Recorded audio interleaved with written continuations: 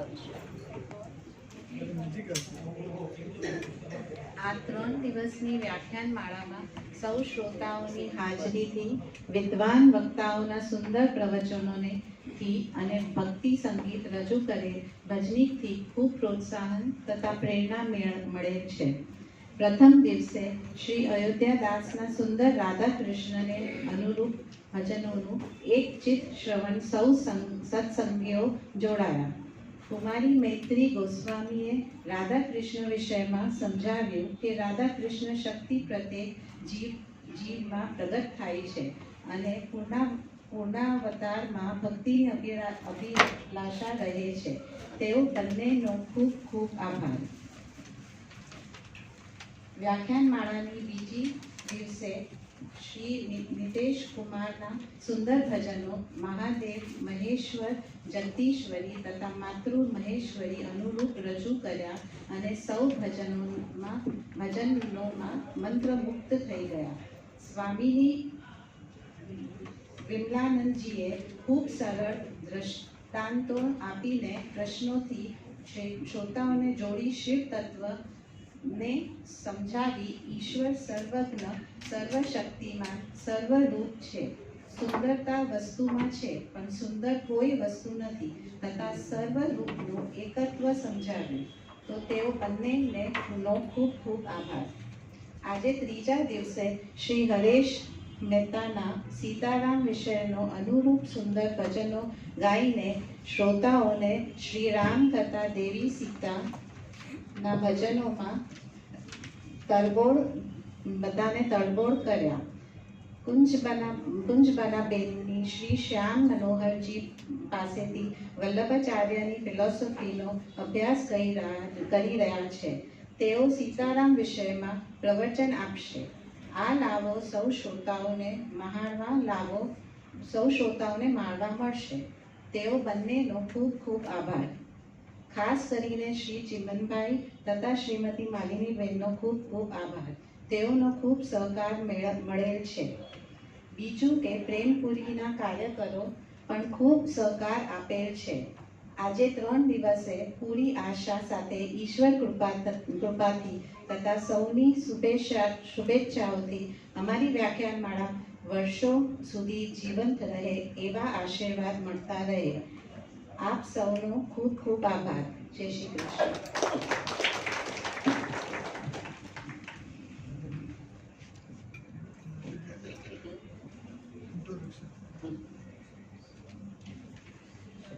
આજના આપણા વિદ્વાન વક્તા શ્રીમતી કુંજબાળાબેન શાહ અને કુંજબાળાબેનનો જ્યારે બાયોડેટા જોયો ત્યારે એટલો બધો આનંદ થયો અને છતાં પણ આ બાયોડેટા તો શોર્ટમાં આપ્યો હશે મને લાગે છે। શ્રી વલ્લભાચાર્યના વેદાંત દર્શનને અનુસરતા પુષ્ટિમાર્ગીય વૈષ્ણવ છે। તેમણે પૂના યુનિવર્સિટીમાંથી BA સંસ્કૃત વિષય સાથે કર્યું અને MA ફિલોસોફીના વિષય સાથે કર્યું અને ત્યાર પછી મુંબઈ આવ્યા। ગ્રહસ્થ જીવનને નિભાવતા એમણે વિદ્વાન વૈષ્ણવ શ્રી ગોપાલભાઈ પાસેથી શ્રી વલ્લભાચાર્ય રચિત મૂળ ગ્રંથોનો અભ્યાસ કર્યો। જે સંસ્કૃતમાં છે એ મૂળ ગ્રંથોનો એમણે અભ્યાસ કર્યો। તેઓ ગોસ્વામી શ્રી શ્યામ મનોહરજી પાસેથી આચાર્ય ચરણની ફિલોસોફીનો અભ્યાસ કરી રહ્યા છે।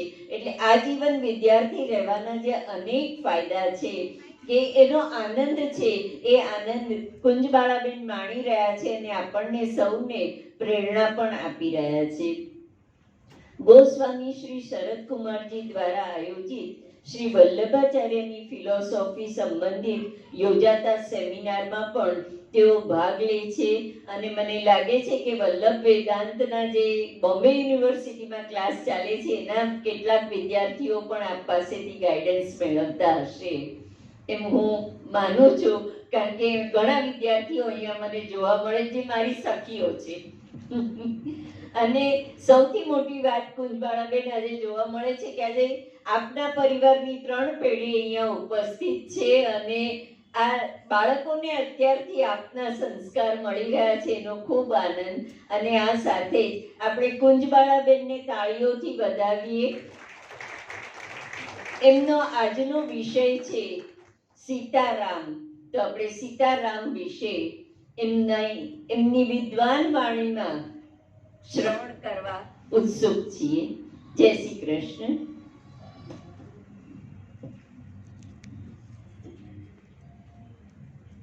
જ્ઞાનાતિમિરાન્ધસ્ય જ્ઞાનાંજનશલાકયા ચક્ષુરુન્મિલિतं તસ્મૈ શ્રી ગુરવે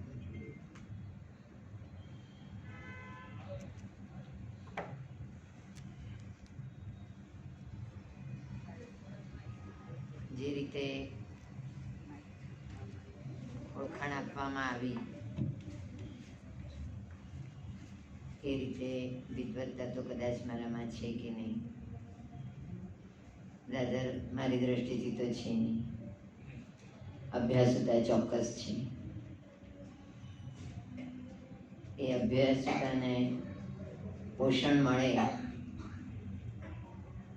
એવું રાજેશ્વરીબેન તરફથી પ્રોત્સાહન બંને ધીરેનભાઈને બંને તરફથી મળી. એનાથી આ વિષય પર કંઈક વિચાર કરવાનો, અભ્યાસ કરવાનો ખૂબ સારો લાભો મળ્યો. એના માટે ખૂબ આભારી છું. કોઈ વિષય પર આપણે કોઈ પ્રયોજનથી ક્યાંક ભણાવવા માટે, ક્યાંક બોલવા માટે, કંઈક કમ્યુનિકેટ કરવા માટે જો કમ્પલસરી કરવાનું હોય તો એ બંને વિષયનો અભ્યાસ થાય છે. એ સિવાય અભ્યાસ કરવાનું પ્રમાણમાં બીજી બધી વ્યસ્તતાની અંદર ઓછું થઈ જાય. આપણે આજનો જે વિષય છે સીતારામ. સીતારામ, રાધા કૃષ્ણ. આપણે નાનપણથી જે સંસ્કૃતિમાં ઉછર્યા એમાં નાનપણથી આ નામો તો આપણા લોહીમાં વણાઈ ગયા છે. આ નામો કાનમાં ગુંજતા જ રહ્યા છે. આ નામોની સાથે જ આપણે ઉછર્યા. આપણા ઘરમાં, વાતાવરણમાં નામો ગુંજે છે. ઘણી વખત ઘણી વસ્તુ એવી હોય છે, પેલા સિક્કા હોય કે નોટો હોય, આપણે બહુ વાપરીએ, પણ કોઈ આપણને પૂછે કે એના ઉપર શું લખેલું છે, એના પર કેટલા ચિહ્નો છે, આપણે કહી ન શકીએ. કારણ કે આપણે વાપરતા હોઈએ છીએ પણ એના વિશે, એના ઉપર આપણે ધ્યાન નથી આપ્યું હતું. એવી રીતે જે નામો આપણી આસ્થા સાથે જડાઈ ગયા છે, આપણી શ્રદ્ધા સાથે જડાઈ ગયા છે, એ આપણા લોહીમાં વણાયા, પણ આપણી બુદ્ધિએ ઘણી બધી વખત એના ઉપર વધારે જાણવાનો, વધારે સમજવાનો પ્રયાસ નથી કર્યો હતો. આપણે એમ જ એની સાથે જીવવા લાગી જઈએ છીએ. આ વિષય એલર્ટ થવાની સાથે એ વિષયમાં એક જિજ્ઞાસા વૃત્તિ થઈ કે જે આપણી સાથે જડાયેલા છે એમનું સ્વરૂપ શું, એમનું કાર્ય શું, આ જાણવાની જેમ ઈચ્છા થઈ. સૌથી પહેલા તો એમાં પરિચય થયો રામાયણનો. કારણ કે રામ સીતા વિશે જણાવનારું સૌથી ઓથેન્ટિક શું તો રામાયણ. રામાયણનો પરિચય એક મહાકાવ્ય તરીકે નાનપણથી કરાવવામાં આવ્યો. સ્કૂલોમાં પણ એવી રીતે જ ભણાવે કે રામાયણ શું તો મહાકાવ્ય છે, આદિકાવ્ય છે. પણ રામાયણ પોતે રામાયણનો ઉદ્ભવ થવાનું કેવી રીતે સમજાવે છે, કેવી રીતે આખો પ્રકાર બતાવે છે, એકદમ થ્રિલિંગ છે. શરૂઆત એવી રીતે થાય છે કે નારદજીને વાલ્મીકીજી પૂછી રહ્યા છે કે સર્વગુણ સંપન્ન, જેનો બીજો ક્યાંય જોટો ન હોય, બધા વિશેષણો આપીને પૂછી રહ્યા છે કે આવો પુરુષ, આવું તત્વ કોણ છે? એ જ્યારે એમની જિજ્ઞાસા થાય છે ત્યારે નારદજી એમને સંક્ષેપમાં આખું રામાયણ સમજાવે છે. એ બેકગ્રાઉન્ડમાં એમના માઇન્ડસેટમાં હોય છે. એ પછી થોડા વખત પછી વનમાં જવાનું થાય છે. વનમાં જ રહેતા હતા. એવી જગ્યાએ જવાનું થાય છે જે આપણને બધાને લગભગ ખબર છે કે જ્યાં આગળ એ ગયા એ વખતે એક પારધી દ્વારા ક્રંચ પક્ષીનો વધ થયો, જે મિથુન સાથે હતું એ વખતે.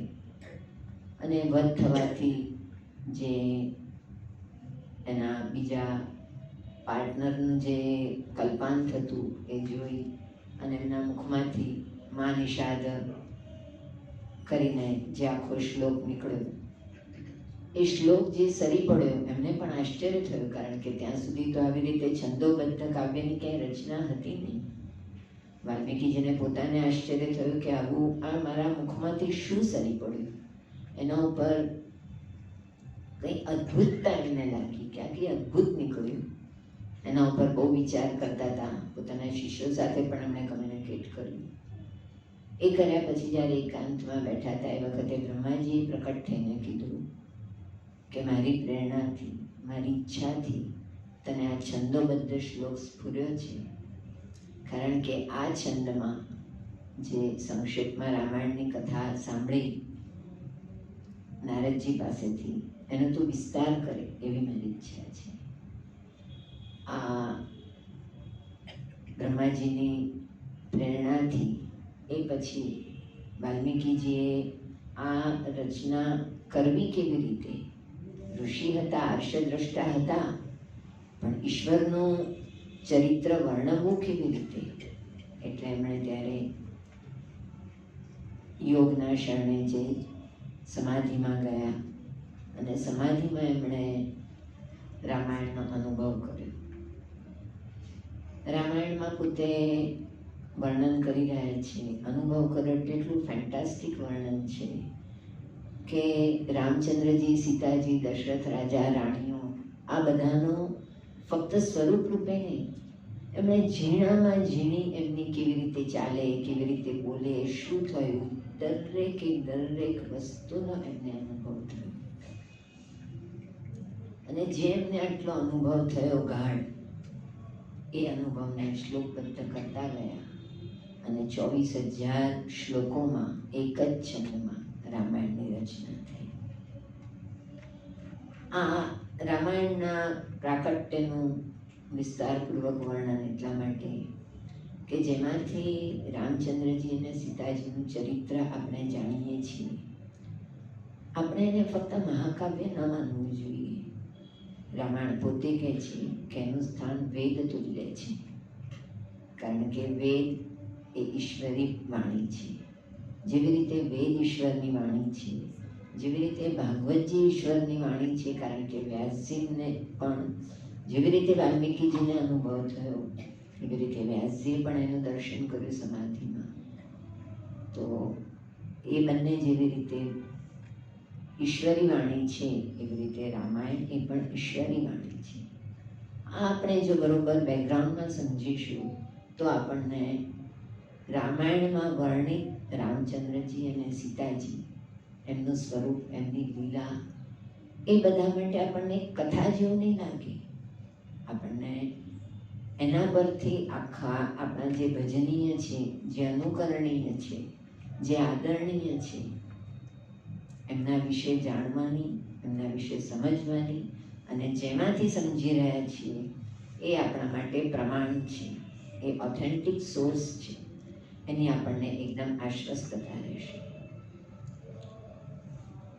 આટલી પ્રસ્તાવના પછી આપણે જોઈએ કે રામચંદ્રજીનું સ્વરૂપ એ કેવી રીતે રામાયણમાં વર્ણવવામાં આવ્યું છે. રામચંદ્રજી ને કોઈ રાજા તરીકે તો છે જ, પણ જે સ્વરૂપ વર્ણવવામાં આવ્યું છે એ પરબ્રહ્મ, પરમ તત્વ, પરાત્પર પુરુષોત્તમ, સાક્ષાત નારાયણ, એ રીતે આપનું સ્વરૂપ વર્ણવ્યું છે. રચના તો વાલ્મીકીજીની છે. વાલ્મીકીજી પોતે વનમાં રહેનારા, કંદમૂળ ફળ આરોગીને રહેનારા, નિરપેક્ષ, અપરિગ્રહી, એ કોઈ રાજા રાણીની કથા આટલા વિસ્તારથી કેમ કે? એ કથા તો ઈશ્વરની કહી રહ્યા છે. શું કહી રહ્યા છે? ઈશ્વરની કથા એ રામચંદ્રજીના પ્રાકટ્ય માટે કહી રહ્યા છે કે રાવણનો અતિશય ત્રાસ જ્યારે ત્રિલોકમાં થયો, ફક્ત ભૂતલ ઉપર નહીં, ત્રિલોકમાં એટલો ત્રાસ થયો, દેવોની સ્ત્રીઓને, અપ્સરાઓને, બધાને રાવણ રંજાડતો,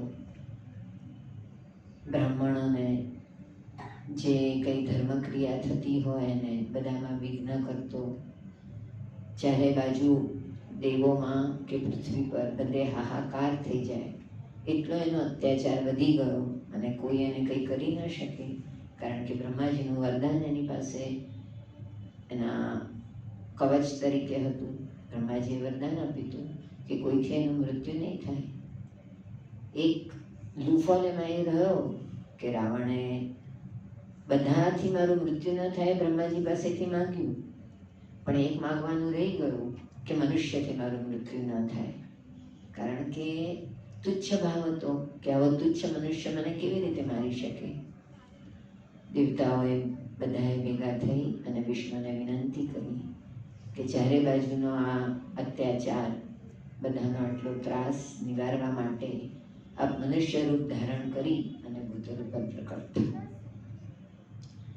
અને ત્યારે વિષ્ણુ પોતાની શક્તિ સહિત ભૂતલ ઉપર પ્રકટ થશે એવું આપે વચન આપ્યું. એટલે રામાયણ પણ જે વર્ણવી રહ્યા છે એ સંપૂર્ણપણે એ કહી રહ્યા છે કે ઈશ્વરનું પ્રાકટ્ય ભૂતલ ઉપર થયું છે. આ જોયા પછી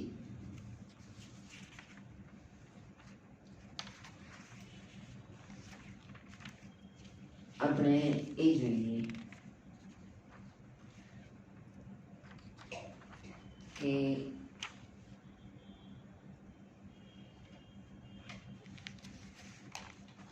આમાં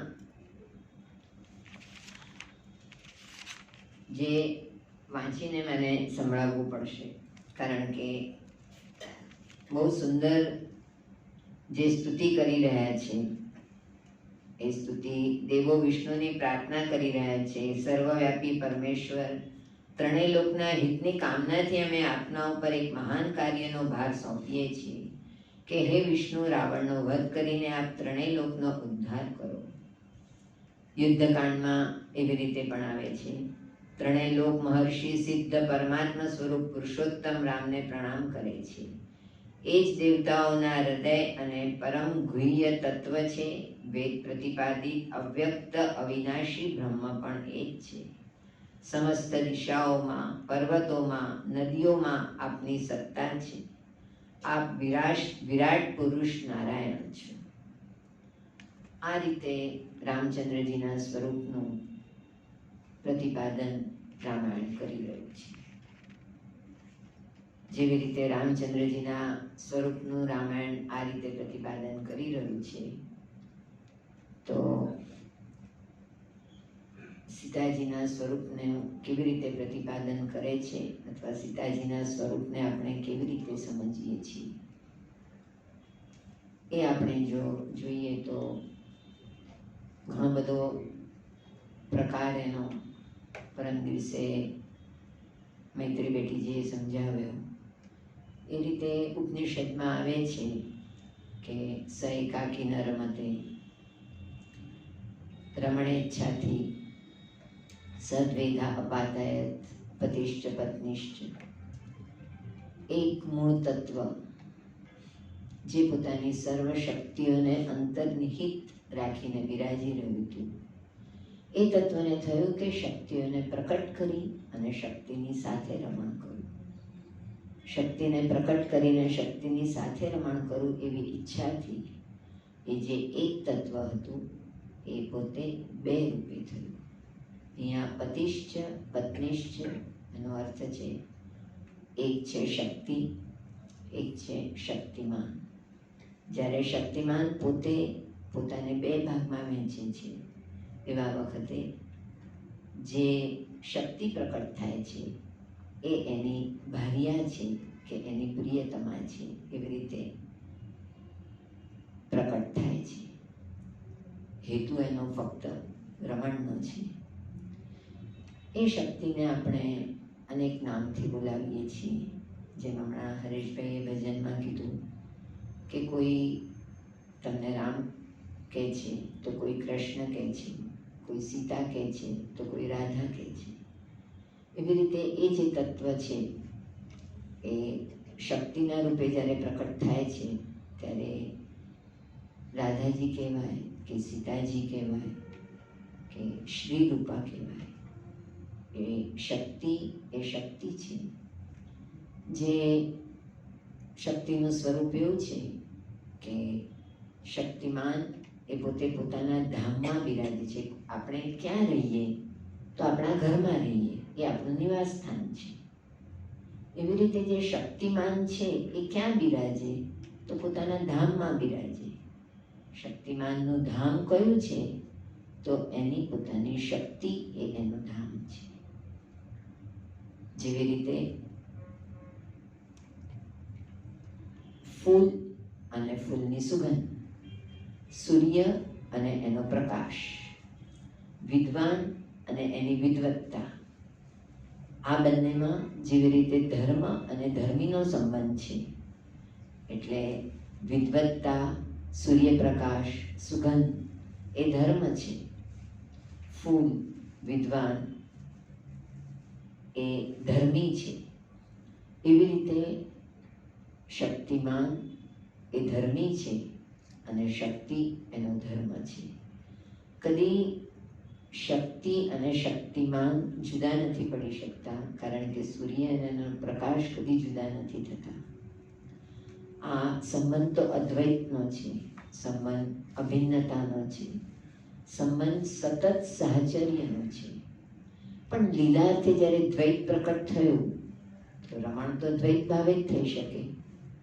એટલે અદ્વૈત છે, દ્વૈત ભાવાપન્ન થાય છે. દ્વૈત ભાવાપન્ન થઈ અને રમણ શરૂ થાય છે. એ રમણમાં દેખીતું દ્વૈત છે પણ તત્વમાં અદ્વૈત છે.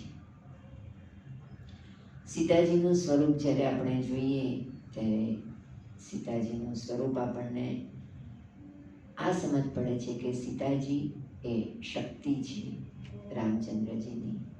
શક્તિ અને શક્તિમાનના સંબંધમાં દરેક વખતે શક્તિનું જ્યારે પ્રાકટ્ય થાય એવું જરૂરી નથી હોતું. જે કાર્ય માટે જરૂરી હોય ત્યારે શક્તિનું પ્રાકટ્ય બહાર હોય છે, અને જ્યારે જે કાર્ય માટે એ શક્તિનું બહાર પ્રકટ થવું જરૂરી નથી હોતું એવા વખતે એ શક્તિ અંતર્નિહિત હોય છે.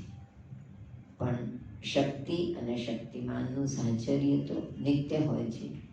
કદી પણ શક્તિમાન શક્તિ વિરહિત નથી હોતું અને શક્તિ કદી પણ શક્તિમાનથી વિખૂટી નથી હોતી. આપણે જ્યારે રામચંદ્રજી અને સીતાજી એમના વિશે જાણવાની ઉત્સુકતા રાખીએ તો જો આ તત્વ આપણે એમને સમજીએ કે આ તો પરાત્પર મૂળ તત્વ છે, આ કોઈ લોકમાં પ્રકટ થયેલા કેવળ રાજાની કથા નથી, આ તો પરાત્પર ઈશ્વરની કથા છે જે વાલ્મીકીજીએ ગાઈ છે. નહીં તો આ કથાનું ગાન એ કેમ કરત? આ સ્વરૂપ જ્યારે આપણે જાણીએ તો ત્યારબાદ આપણે જે લીલા આપે કરી ભૂતલ ઉપર પ્રકટ થઈને એ લીલાને કોઈ જુદા એક એંગલથી આપણે સમજી શકીશું. નહીં તો આપણને લીલામાં ઘણા બધા પ્રશ્નો થશે. પણ આ એંગલથી આપણે જ્યારે જોઈએ ત્યારે કે આ તો શક્તિ અને શક્તિમાનનું રમણ છે, એ એંગલથી જ્યારે આપણે જોઈએ તો આપણે રામચંદ્રજી અને સીતાજી આ બંનેનું ભૂતલ ઉપર પ્રકટ થઈ અને એમણે જે લીલા કરી એ લીલા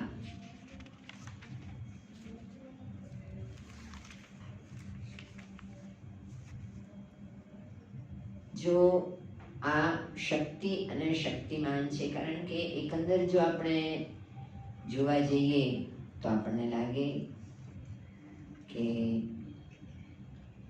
ઘણો બધો સમય, ઘણો બધો પટ એ સાહચર્યનો તો હતો નહીં. લીલામાં વિવાહ થયા અને બહુ થોડા સમયની અંદર વનવાસનો આખો પ્રસંગ ઊભો થયો. વનવાસમાં ચિત્રકૂટ સુધી તો બધું બરાબર હતું, પછી તો દંડકારણ્યથી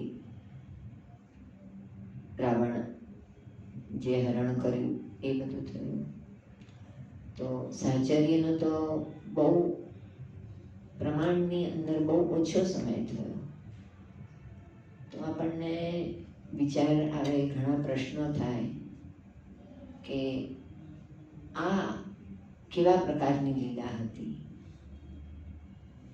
પણ જ્યારે આપણે આ રીતે જોઈએ તો આપણને ખબર પડે કે શક્તિ અને શક્તિમાનની જે લીલા છે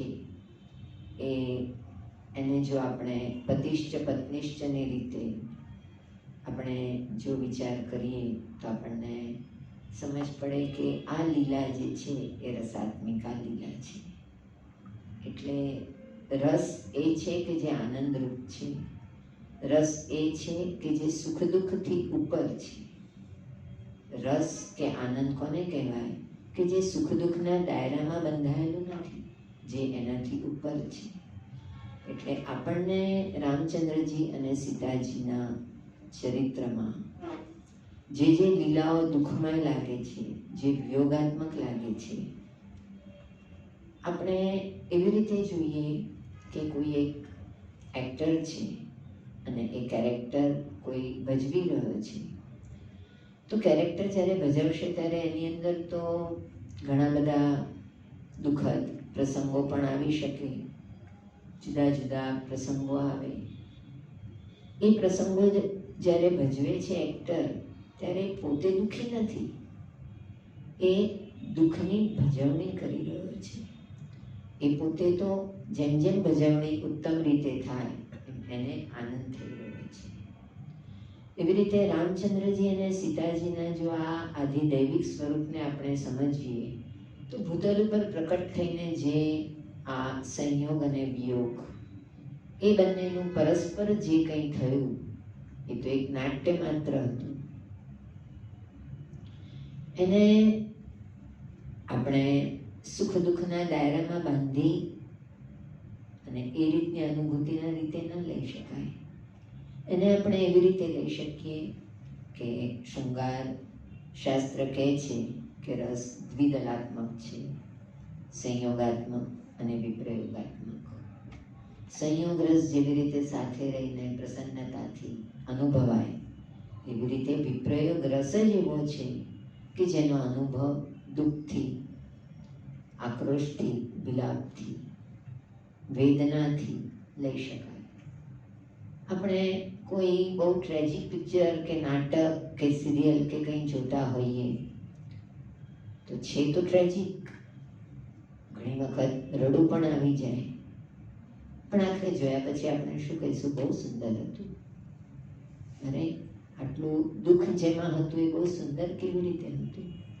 કારણ કે ત્યારે આપણે દુઃખ સુખનો અનુભવ નથી કરતા, ત્યારે આપણે રસનો અનુભવ કરીએ છીએ કે આ દુઃખ સુખની ભજવણી દ્વારા કેવું રસ એ પેદા કરી શક્યું કે જેના લીધે એના શ્રોતા વગેરેને કેવો આનંદ ઉપજાવી શક્યો. રામચંદ્રજી સીતાજીની જે લીલા છે, આમ જોવા જઈએ તો ચિત્રકૂટની અંદર વિવાહ પ્રસંગે, વિવાહ પછી થોડો વખત સાથે વિરાજ્યા. ચિત્રકૂટનો તો આપણે જો એ જે પ્રસંગ છે બધા, જેને ભભૂતિએ કીધું કે રાત્રિ રેવમ વિરંસી, રાત્રિ આવી રીતે કથા કરતા કરતા, સુખ દુઃખની વાર્તાઓ કરતા, કારણ કે અયોધ્યામાં તો આવી ફુરસદ મળતી નથી, આવી નિરાંત હતી નહીં. એ સર્વ અહીંયા મળ્યું અને ત્યારે એ રાત્રિ ફક્ત ગઈ ત્યારે કાલિદાસે જેમાં કીધું કે રાત્રિ રેવ વેરમશે, રાત્રિ જ ફક્ત ગઈ, એમનો સ્નેહ અખંડ રીતે વહેતો રહ્યો. એવી જે કથા ચિત્રકૂટની થઈ. અહીં સુધી તો આપણે સંયોગ રસનો આનંદથી અનુભવ કર્યો, પરંતુ સીતાજીના હરણ પછી એ શ્લોકોનો જો આપણે જરા પણ જોઈએ તો રામચંદ્રજીનો સહન ન થાય એવો વિલાપ, રામચંદ્રજીનો સીતાજી માટેની અત્યંત આતુરતા, વિરહની એકદમ વેદના, અને સીતાજીનો એ વખતે આટલો અત્યાચારી ક્રૂર રાવણના હાથમાં સપડાયેલા હોવા છતાં પણ સતત રામચંદ્રજીના ગુણગાન ગાવા, રામચંદ્રજી કેવા પરાક્રમી છે, કેવા શૂરવીર છે. કોઈ પણ રીતે રામચંદ્રજીને જ્યારે ખબર પડશે ત્યારે એ અહીંયા રહેવા નહીં દે. રામચંદ્રજીની અનુપસ્થિતિમાં હરણ કરવાની કાયરતા કેવી રાવણની છે. આ બધું કહી અને પરસ્પર એકબીજાની સાથે ન હોવા છતાં પણ રામચંદ્રજી અને સીતાજી એ એકબીજાની સાથે જ હતા. એટલે જ્યારે વિપ્રયોગ હતો ત્યારે વિપ્રયોગમાં પણ બાહ્ય અનુભૂતિ નથી એકબીજાની, બાહ્ય સંયોગ નહોતો, પણ આંતર તો ફક્ત એને એ જ અનુભૂતિ હતી એકબીજાની. એકબીજાથી વિરહિત એ લોકો કદી રહ્યા નહીં. એના લીધે તો જે લાગે કે વિપ્રયોગાત્મક અનુભૂતિ હતી તો એ કોઈ દુઃખની વાત નથી. ઘણા પ્રસંગો એવા આવે છે કે સીતાજીના આભરણ જોઈ અને રામચંદ્રજી કલ્પાંત કરે છે. હનુમાન જ્યારે સીતાજીના સમાચાર લઈને આવે છે ત્યારે રામચંદ્રજી સહન નથી કરી શકતા, સીતાજીની જે અવસ્થા હોય છે એને સહન નથી કરી શકતા. પણ આ કોઈ દુઃખની અનુભૂતિ નથી, કારણ કે રામચંદ્રજી એ કોઈ મનુષ્ય નથી, સીતાજી એ કોઈ મનુષ્ય નથી. જે રીતનું આપનું સ્વરૂપ છે એનાથી, કારણ કે જોઈએ તો એટલા બધા શ્લોક આવે છે કે જ્યાં આગળ ઋષિગણો, ઇવન બ્રહ્માજી, બધા શ્રી રામચંદ્રજીની સ્તુતિ દરેક પ્રસંગે પ્રસંગે કરતા રહે છે કે આપ તો કેવા છો, આપનું સ્વરૂપ કેવું છે, આપ તો સાક્ષાત ઈશ્વર છો, એ કહેતા રહે છે. તો જે અનુભવ આપ કરી રહ્યા છો એ કેવળ રસાત્મક અનુભવ છે, આમાં સુખ દુઃખનો કોઈ અનુભવ નથી. આ લીલાને આપણે આ રીતે જોઈએ તો પછી આ કહેવાનું એક મુખ્ય કારણ એ હતું કે આપણે સૌથી પહેલા જોયું કે રામચંદ્રજી એ ઈશ્વર છે, સીતાજી એ શક્તિ છે. તો સીતાજી અને રામચંદ્રજીની લીલા કદી પણ દુઃખમય હોય કેવી રીતે શકે? લીલાનો અર્થ તો એ જ છે કે જે હર્ષમાણેન ક્રિયમાણ ક્રિયા, જે હર્ષથી થઈ રહી છે એ ક્રિયાને આપણે લીલા કહીએ છીએ. તો લીલા તો હંમેશા આનંદાત્મિકા જ હોય. રામચંદ્રજીના ચરિત્રને જોઈએ તો આ લીલા કેવી રીતે છે ખ્યાલ ના આવે. જ્યારે આ સમજીએ તો આપણને ખબર પડે કે આ કેવી લીલા, એક દ્રષ્ટિથી જોઈએ તો કેવી આનંદાત્મિકા લીલા છે. એટલે સ્વરૂપ જે લીલા કરી રહ્યું છે, મૂળ સ્વરૂપ જે લીલા કરી રહ્યા છે એ શક્તિમાનની તો આ લીલા જ છે. એ પછી આપણે જોઈએ કે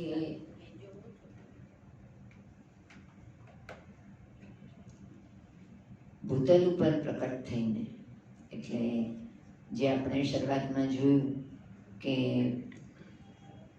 બધા ઋષિગણો અને દેવતાઓ બધાની વિનંતીથી રામચંદ્રજીનો અવતાર ભૂતલ ઉપર જે અરાજકતા વ્યાપી ગઈ હતી, જે અત્યાચાર રાવણનો ચાલી રહ્યો હતો, એમાંથી બતાવવા માટે, બધાને બચાવવા માટે થયો.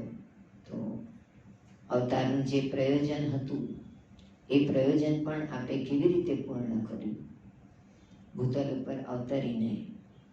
કારણ કે લીલામ કરોતી શાસ્ત્રાર્થમ ચ સ્થાપયતિ, પ્રભુ લીલા કરે છે પણ સાથે શાસ્ત્રાર્થનું પણ સ્થાપન કરે છે, ફક્ત લીલા નથી કરતા. તો આ શાસ્ત્રાર્થનું સ્થાપન પણ આપણે કેવી રીતે કર્યું? તો જે કાર્ય માટે પધાર્યા હતા એ કાર્ય આપણે કેવી સુંદર રીતે કર્યું.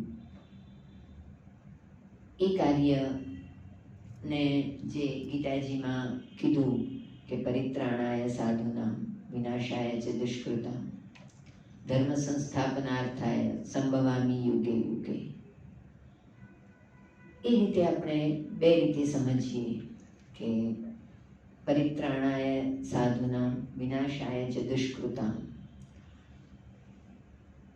રામચંદ્રજી 16 વર્ષના હતા ત્યારે વિશ્વામિત્ર એમને દુષ્કૃતનો, એટલે કે જે દુષ્કૃતનો અર્થ છે જે દુષ્ટ કાર્ય કરી રહ્યા છે એવા દુષ્ટોનો, વિશ્વામિત્રએ યજ્ઞનું મંડાણ કર્યું હતું અને મંડાણમાં સુબાહુ અને મારીચ નામના રાવણ પ્રેરિત રાક્ષસો આવી અને એમાં અભક્ષ્ય જેવા બધા પદાર્થો હોમી અને યજ્ઞનો ભંગ કરી રહ્યા હતા. કોઈનાથી રોકાયા નહોતા. એવા વખતે વિશ્વામિત્ર રામચંદ્રજીને પધરાવી ગયા અને એમણે કીધું કે ફક્ત રામચંદ્રજી જ આને રોકી શકશે. દશરથ રાજાએ બહુ આનાકાની કરી, પણ ત્યારે વશિષ્ઠ ઋષિ વચ્ચે પડ્યા અને એમણે કીધું કે રામચંદ્રજી આ કાર્ય કરી શકશે. વશિષ્ઠ ઋષિની અને વિશ્વામિત્ર ઋષિની એ આસ્થા, એ શ્રદ્ધા આપે સફળ બનાવી અને મારીચ તો સમુદ્રમાં પડી અને ભાગી ગયો અને સુબાહુનો ત્યાં વધ કર્યો. એવી રીતે મુખ્યત્વે સીતાજીના હરણ રાવણ કરે આવી એક ભૂમિકા આપે બનાવી કે જેનાથી આ દુષ્કૃતનો, આ દુષ્ટોનો નાશ કરવાનો એક પ્રકાર બની રહે. કારણ કે આ બધાનો નાશ કેવી રીતે કરવો એના માટેનો આપણે કહીએ કે એક આખો પ્રકાર એવો રાખ્યો કે આવી રીતે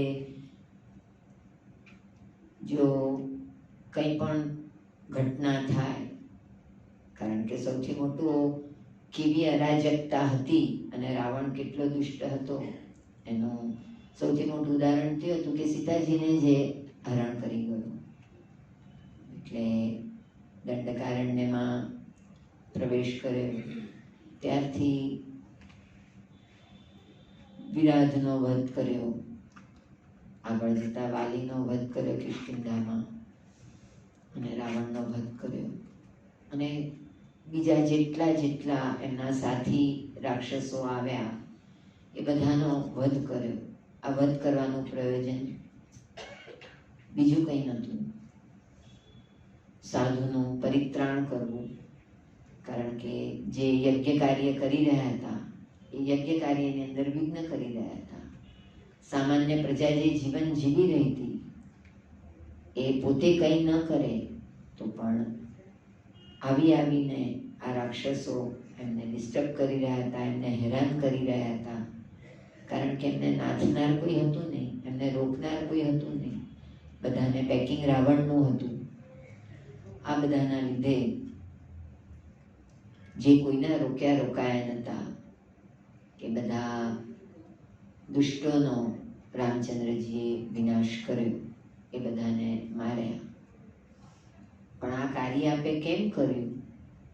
તો ધર્મ સંસ્થાપનાર્થાય, બીજા કોઈ કારણથી નહીં કર્યું. આપે તો ધર્મનું સંસ્થાપન કરવા માટે કર્યું.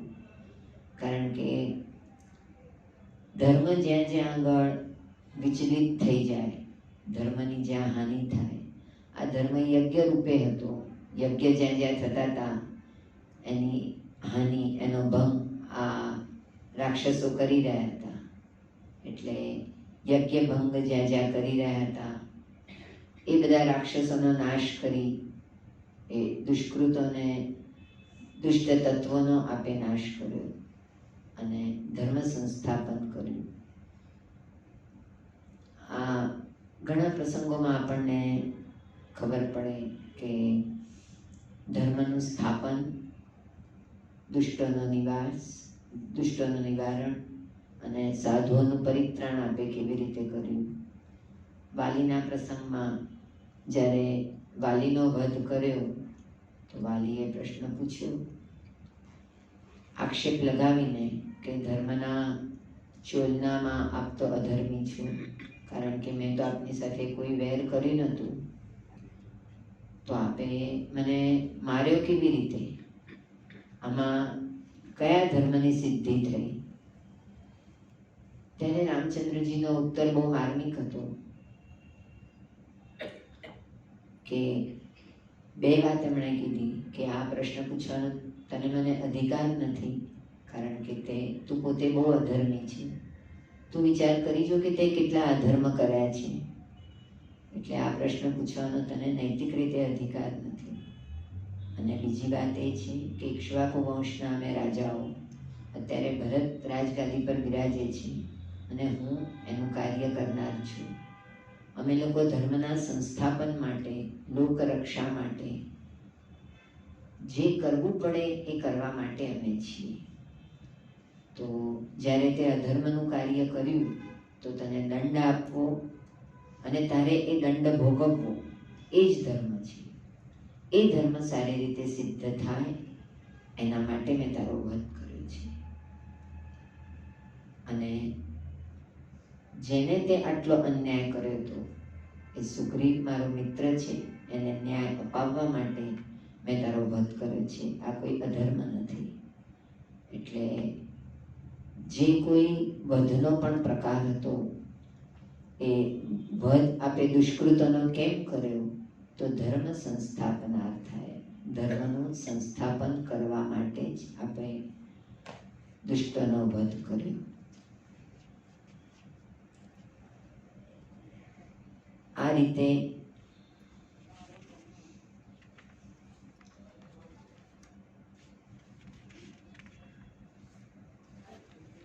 ઋષિગણ અને સામાન્ય જનતામાં શાંતિ આપે સ્થાપી.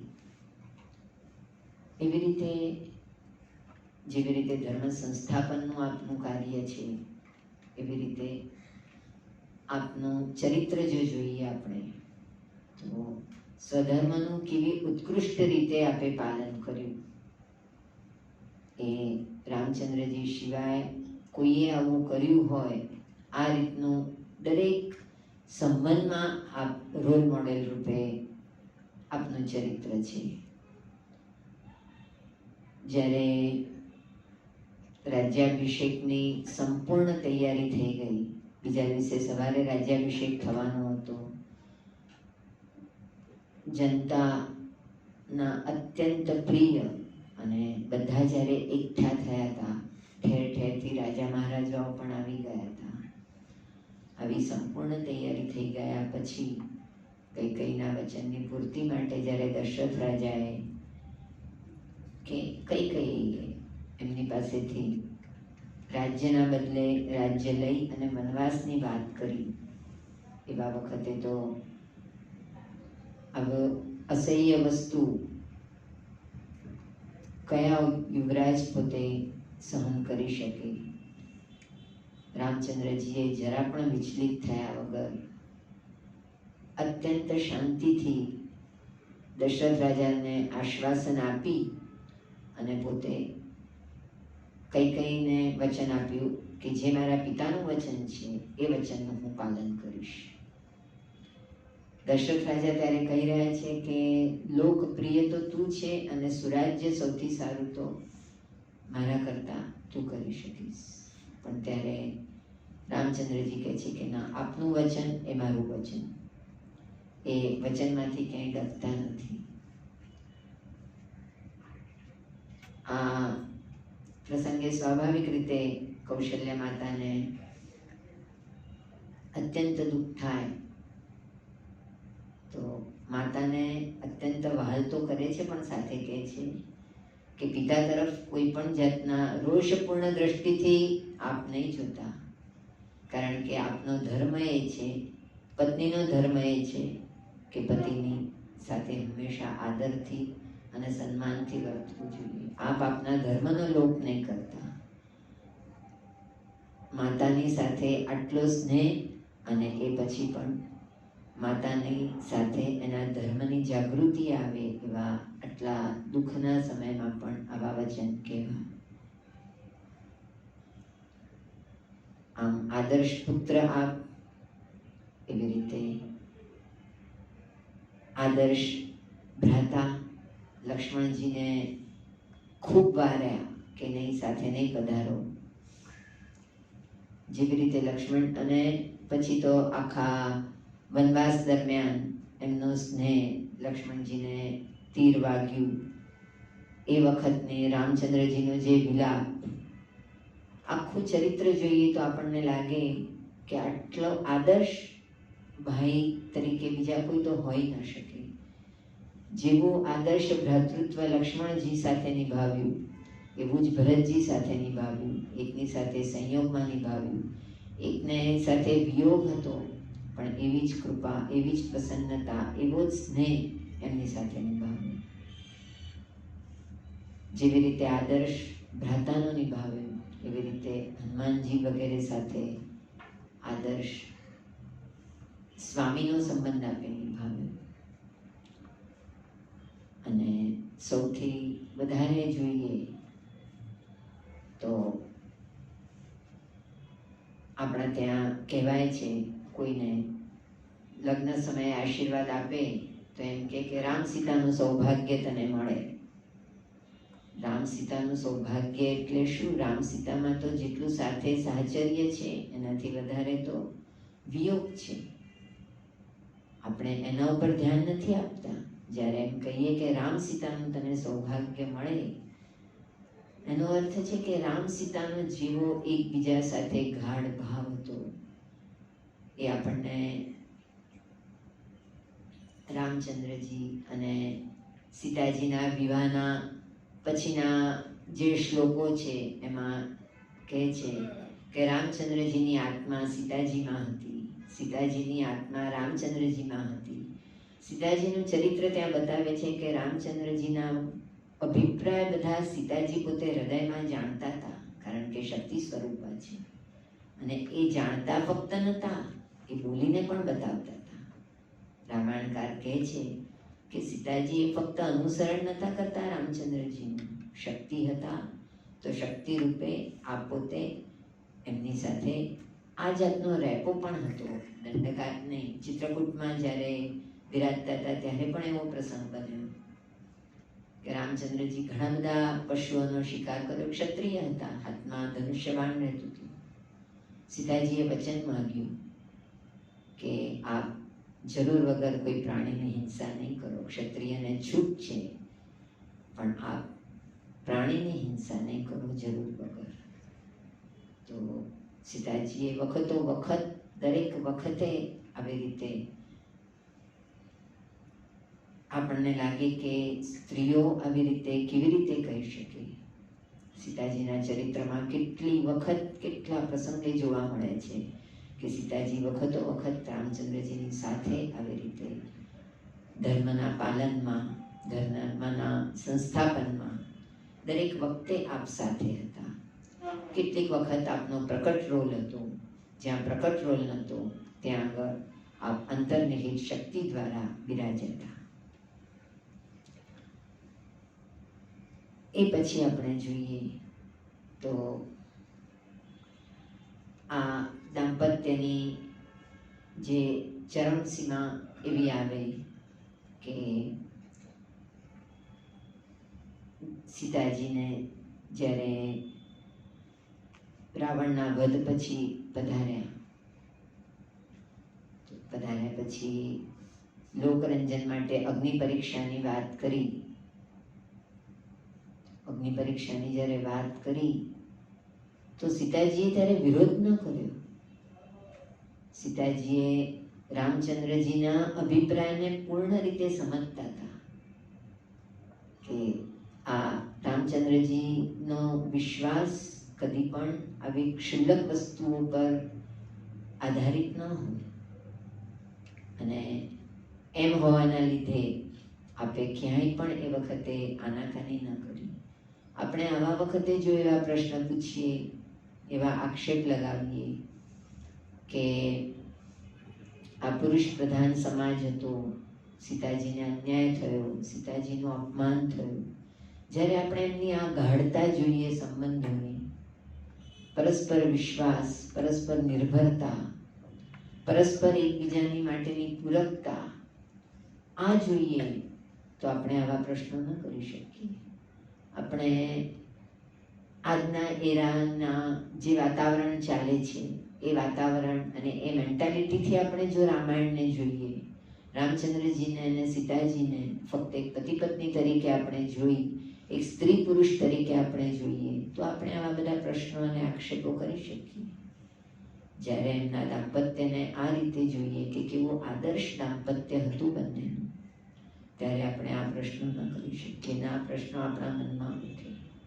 કારણ કે સીતાજીને રામચંદ્રજી કદી અન્યાય કરી શકે કે એમનો ક્યાંય પણ અનાદર કરી શકે?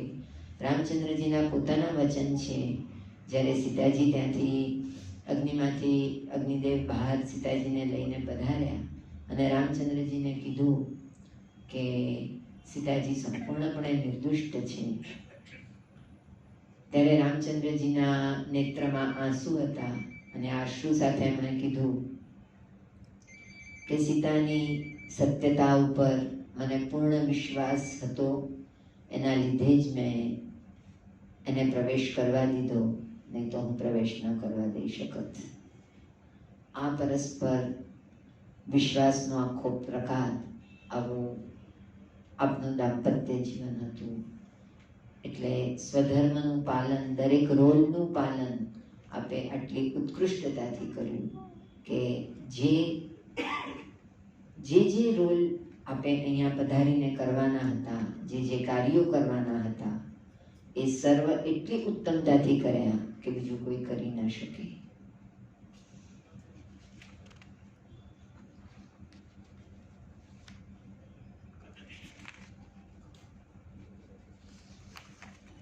જેવી રીતે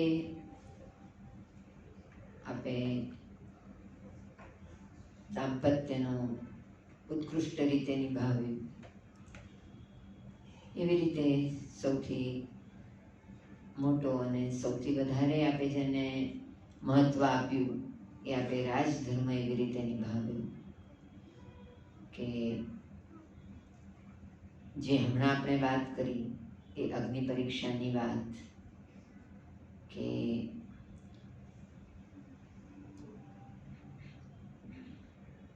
કહી નથી શકાતું, કારણ કે ઉત્તર રામાયણમાં એ પ્રસંગ આવે છે કે સીતાજીના ત્યાગનો જે પ્રસંગ બન્યો, આ કેવળ આપણે લોકરંજન માટે કર્યો. આપને પોતાને તો કોઈ અવિશ્વાસનો સવાલ નહોતો, પણ બધે રોલ મોડેલ હતા, તો રાજ્યની અંદર ક્યાંય એવી અરાજકતા ન ફેલાય, ક્યાંય ચરિત્રમાં એવો શિથિલતા ના આવે કે જેનાથી કોઈને લાગે કે આવી ચારિત્ર્યની શિથિલતા રાજામાં છે, મહારાણીમાં છે, તો એવી શિથિલતા લોકમાં પણ પ્રસરે, એવું ન થાય એના માટે પોતે સ્વનો ભોગ આપ્યો, સ્વપ્રિયાનો ભોગ આપ્યો, પણ આપે રાજધર્મ પાળ્યો. રાજધર્મ આપે એટલી ઉત્કૃષ્ટતાથી પાળ્યો જેનું વર્ણન આપણે જોઈએ કે આપના રાજ્યની અંદર આપણે વિચારી પણ ન શકીએ એવી પરિસ્થિતિ કે કોઈ કદી માંદું નહોતું, રોગ ત્યાં નહોતો આપના રાજ્ય વ્યવસ્થામાં, ન કોઈ મૃત્યુ, એટલે 1000 વર્ષ સુધી પણ મનુષ્ય જીવતા હતા. કોઈને કોઈ રોગ નહોતો, કોઈને કોઈ તકલીફ નહોતી.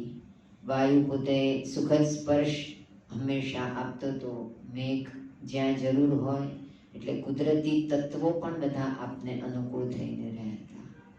કારણ કે આ રાજ્ય એ કેવળ કોઈ એક આદર્શ રાજાનું નહોતું, પણ એ આદર્શ રાજા એ તો ઈશ્વર પોતે જ જ્યારે એ રોલમાં હતા, એનાથી સર્વ તત્વો, સર્વ પરિસ્થિતિ એવી હતી કે જેની અંદર એ રામ રાજ્ય, આજે પણ આપણે આવું કોઈ સુરાજ્ય હોય તો આપણે એને કહીએ છીએ કે રામ રાજ્ય છે. આજે સારા રાજ્યની મિસાલ શું છે?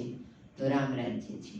આપણે રાજ્ય એવી રીતે પ્રજાનો સંતોષ, એ જ આપનું એક ધ્યેય હતું, મુખ્ય ધ્યેય હતું કે પ્રજાને કેવી રીતે સંતોષ આપવો, પ્રજાને કેવી રીતે સુખી કરવી, પ્રજાને કેવી રીતે ધર્મના રસ્તા ઉપર જ સ્થિર રહે એવી કરવી.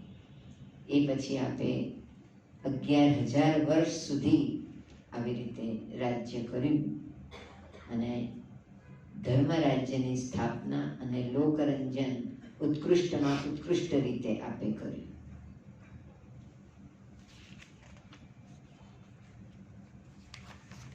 આપણે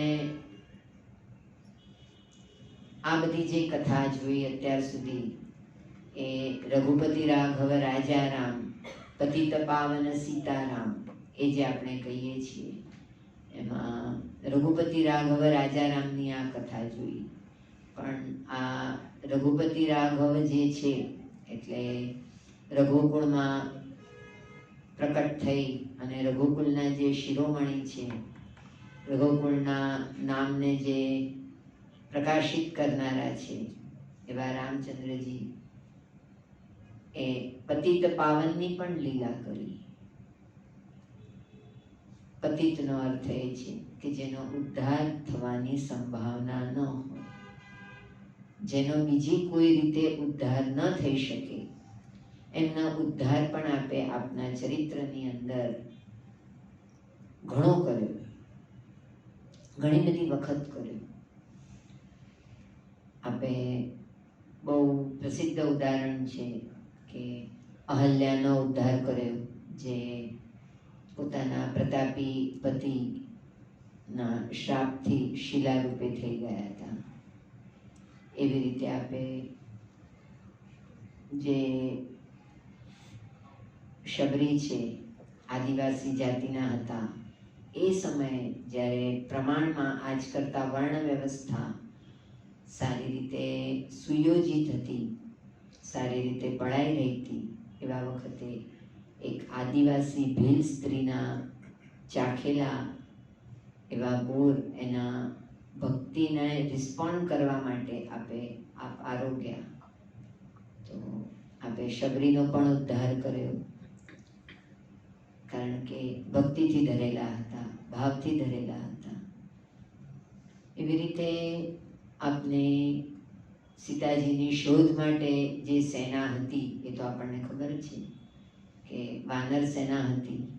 આપના મુખ્યમંત્રી જે હતા એ જામવાન હતા, જે રીંછ હતા.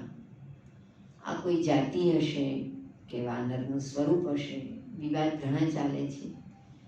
જે કોઈ હશે, પણ આ જાતિ કે વાનર કે રીંછ, આ બધા સાથે આપણે સુગ્રીવનું ને વર્ણન વાંચીએ એ પ્રસંગોનું, તો રામચંદ્રજી એમને ભેટે છે વારંવાર. આ લેવલ પર આવી અને જેમની સાથે કોઈ સંબંધ પણ ન રાખે, જેમની સાથે ક્યાંય કોઈનું કોમ્યુનિકેશન પણ ન હોય, ઇન્ટરેક્શન ન હોય, ત્યાં આગળ એ બધાને પોતાના કરીને અપનાવવા, પોતાના બનાવીને રાખવા, આ રામચંદ્રજીએ એ બધાના ઉદ્ધારનું કાર્ય કર્યું. અને બીજું ઉદ્ધારનું કાર્ય આપણને લાગે થોડું વિચિત્ર લાગે, પણ રાક્ષસોના પણ તો ઉદ્ધારનું કાર્ય આપે પતિત પાવનતા આપની ત્યાં પણ તો પ્રકટ કરી. જ્યાં દંડકારણ્યમાં આપ પધાર્યા એ વખતે સીતાજીને વિરાધે એમની પાસેથી હરી લીધા અને ત્યાં રાખ્યા. સીતાજીને જ્યારે છોડાવ્યા રામચંદ્રજીએ તો વિરાધે બંનેને લઈને જવા લાગ્યો.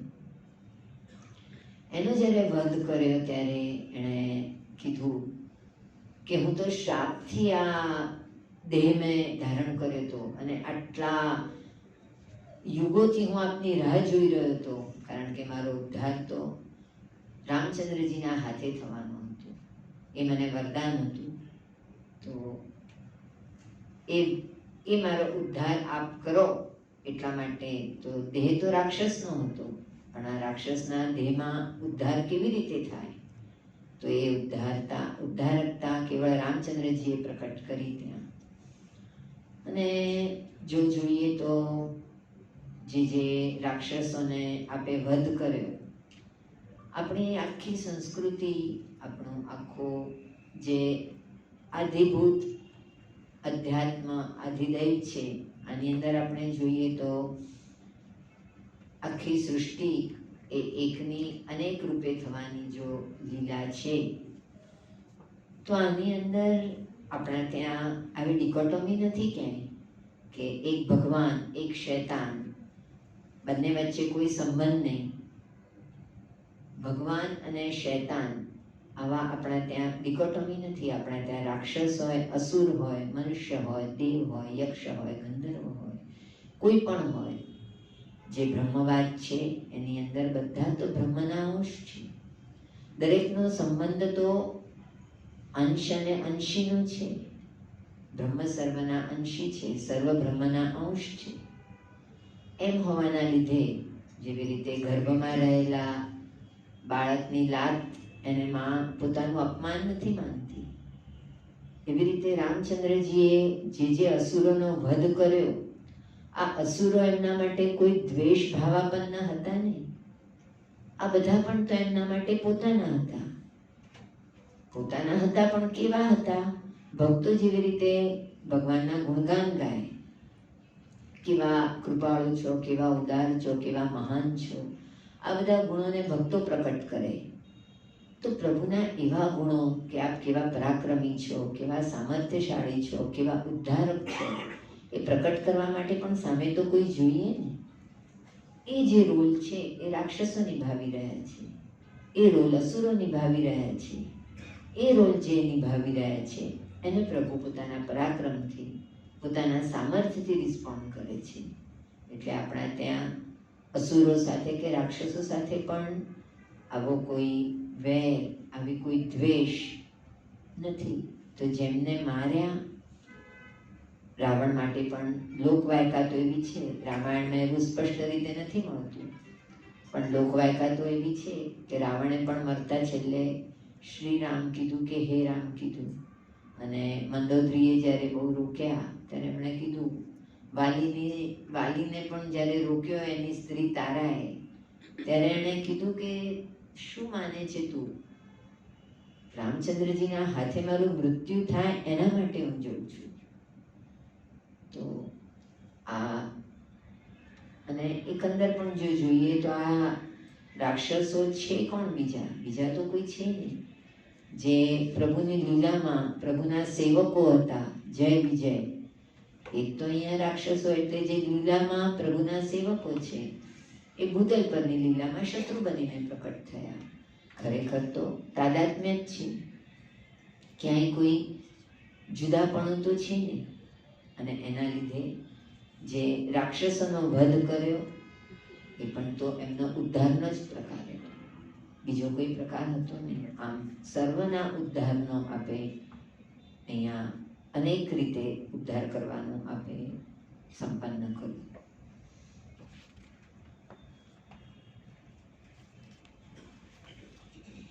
આ જે ઉદ્ધારકતા આપે સ્વરૂપ દ્વારા પ્રકટ કરી, એ ઉદ્ધારકતા તો એ વખતે જે પ્રકટ જીવો હતી એમના માટે થઈ.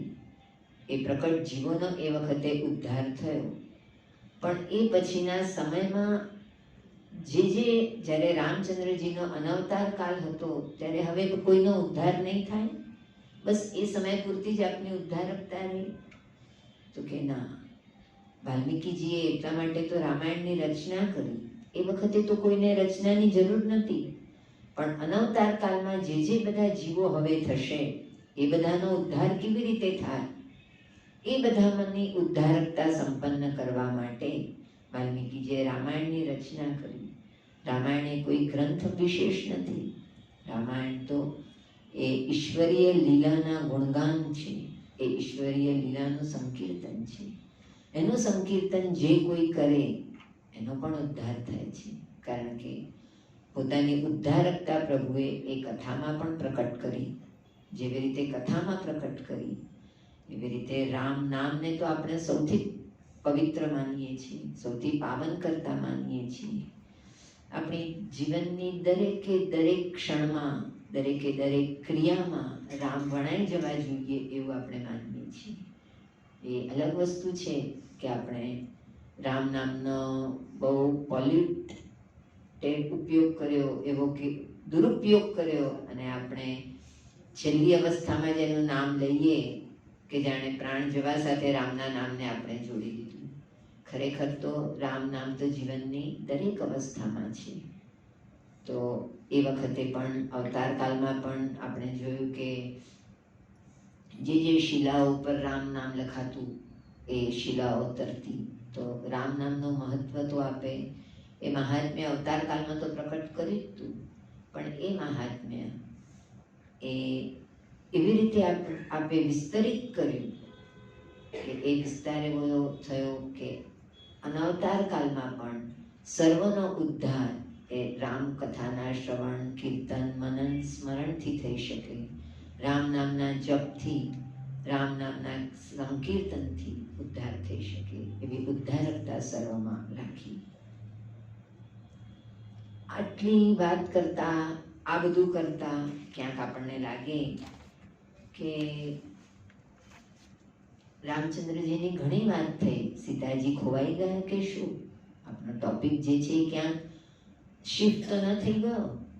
ટોપિક શિફ્ટ નથી થયો, કારણ કે આપણે પહેલા જ કીધું કે રામચંદ્રજીની જ્યારે વાત કરીએ છીએ ત્યારે સીતાજીથી વિરહિત રામચંદ્રજી કદી હોઈ શકતા નથી. બંનેમાં એવું તાદાત્મ્ય છે. જ્યારે લીલામાં પ્રકટ થાય છે ત્યારે બંને ભિન્ન તયા લીલાર્થે રમણાર્થે પ્રકટ થયા હોવા છતાં બંને અભિન્ન છે. તત્વત બંનેમાં કોઈ ભેદ નથી. રામચંદ્રજીનું આપણે આવી રીતે ભજન, કીર્તન, સંકીર્તન આ ક્યારે કરી શકીશું? જે મૈત્રી બેટીજીએ પણ પરમ દિવસે સમજાવ્યું કે સીતાજીનું સ્વરૂપ આપણે જેમ જોયું કે શક્તિ રૂપા છે. આ શક્તિ રૂપા છે એટલે શું? તો એ રામચંદ્રજીના આત્મરતિ છે. આત્મરતિ એટલે આપણો સેલ્ફ લવ, પોતે પોતાને સ્નેહ કરવાની અંદર જે કેપેસિટી છે કે જે વૃત્તિ છે, એ વૃત્તિ રૂપા એ સીતાજી છે. એટલે જેમ પોતાનો સ્નેહ પોતે પોતાને સ્નેહ ન કરે એવું કદી ન બને, એમ સીતાજી રામચંદ્રજી વગર બીજા કોઈને કદી સ્નેહ કરી ન શકે.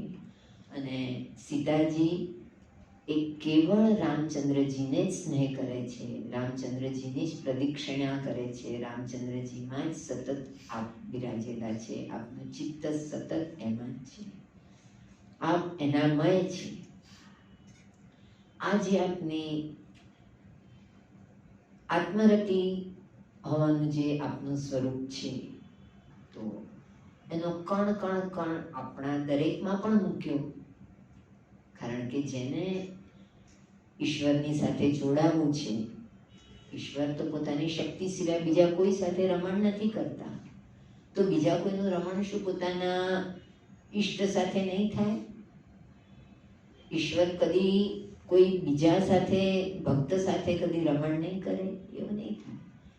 રામચંદ્રજી પોતાના સર્વ ભક્તો સાથે રમણ કરે છે, કારણ કે એ દરેકમાં પણ આત્મરતિનો કણ કણ કણ કણ મૂકેલો છે. એ આત્મરતિની ચીપ તો આપણા બધામાં મૂકેલી છે.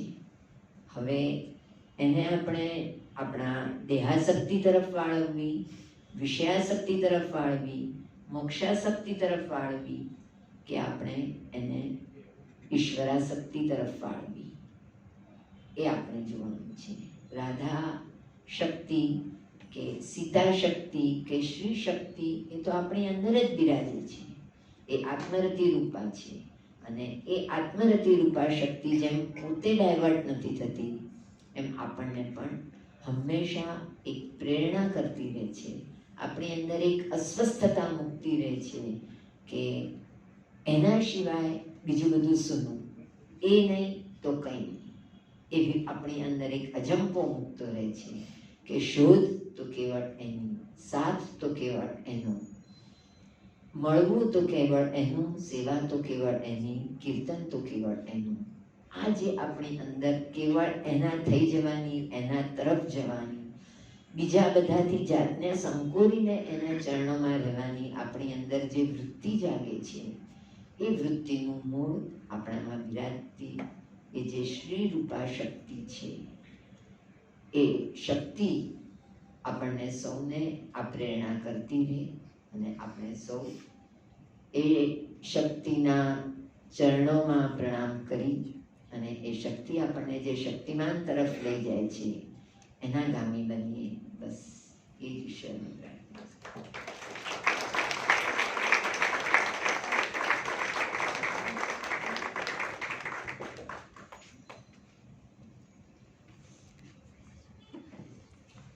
શ્રીમતી કુંજબાળાબેન શાહનો આપણે તાળીઓના ગડગડાટ સાથે એમને વધાવીએ. દિવ્ય શક્તિઓની સહકારિતા એ શૃંખલામાં આજે ત્રીજે દિવસે શ્રી સીતારામ એમને જે સમાપન કર્યું, સરળ રીતે બધું સમજાવ્યું, જાણે આખું રામાયણ આપણે સાંભળ્યું પણ એટલી સરળ રીતે સાંભળ્યું કે એનો આનંદ જ અનેરો છે.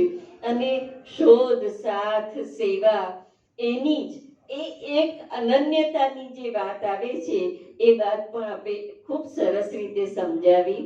અને ખરેખર આ શૃંખલાનું આયોજન કરવા માટે ગલિયાકોટવાળા પરિવારનો પણ આપણે તાળીઓથી વધાવીને આભાર માનીએ કે 3 દિવસ સુધી આવી સુંદર સલોની સાંજ આપણને મળતી રહી અને આપણા જ્ઞાનમાં કંઈક ને કંઈક વધારો થતો રહ્યો. એ બદલ ગલિયાકોટવાળા પરિવારનો પણ આભાર માનીએ છીએ. અને આ સાથે આજે આ શૃંખલા અહીં સમાપ્ત થાય છે. આવતા વર્ષ માટે બધા રાહ જોવાના છે. ઉષાબેન અને ધીરેનભાઈ, રાજીબેનને ખાસ કહેવાનું. અને હવે આપણે બીજી તારીખે ફરી મળીએ છીએ અને બીજી તારીખે પણ ખૂબ જ સુંદર કાર્યક્રમનું આયોજન કરવામાં આવ્યું છે. તો આપ સૌ મોટી સંખ્યામાં પધારી અને આ સલોણી સાંજના આનંદને માણતા રહો, એ જ પ્રાર્થના, એ જ વિનંતી. શાંતિપાઠ સાથે આજે આપણે વિરમશું. ઓમ પૂર્ણમદ પૂર્ણમિદં પૂર્ણાત પૂર્ણમુદચ્યતે પૂર્ણસ્ય પૂર્ણમાદાય પૂર્ણમેવાવશિષ્યતે.